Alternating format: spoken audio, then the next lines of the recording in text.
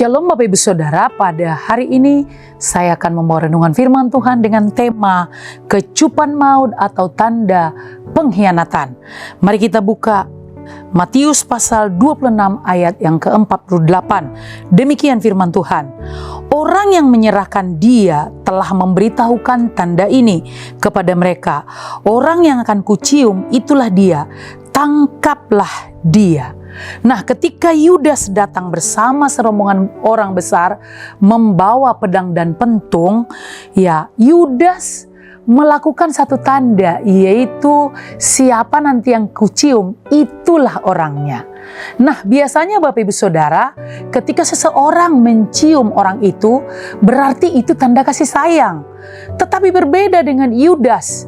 Justru ketika dia mencium Tuhan Yesus, bukan tanda kasih sayang, tetapi tanda pengkhianatan atau kecupan maut. Nah, Bapak Ibu Saudara, karena Yudas menyerahkan Yesus untuk kepentingannya sendiri. Nah, hal ini juga terjadi kadang-kadang dalam kehidupan kita.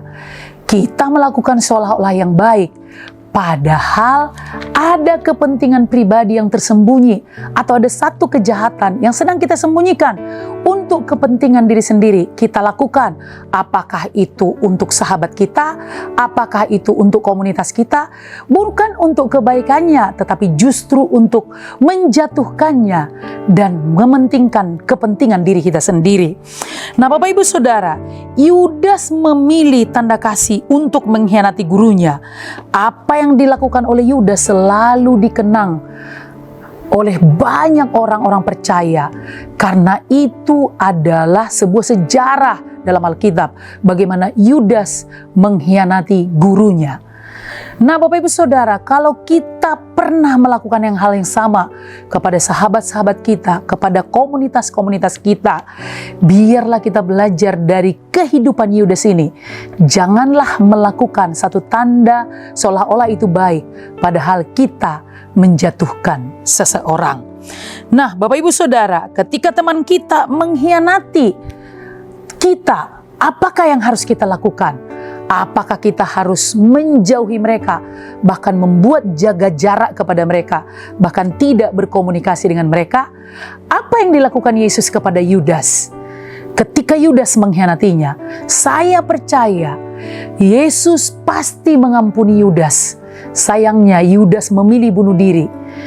Kalau seandainya Yudas memilih bertobat, saya percaya Yesus mengampuninya, Yesus menerimanya, Yesus bahkan pasti mengasihinya.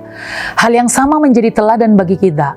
Marilah kita tetap mengampuni orang yang sudah berbuat jahat kepada kita, yang mungkin seperti Yudas yang mengkhianati kita, atau kita yang mengkhianati orang lain. Biarlah pengampunan itu, atau kita tetap mengasihi dan kita bertobat dalam Kristus Yesus. Kesimpulannya, berikanlah tanda yang baik untuk saudara kita demi kemajuannya, bukan tanda yang baik untuk menjatuhkannya. Tuhan Yesus memberkati.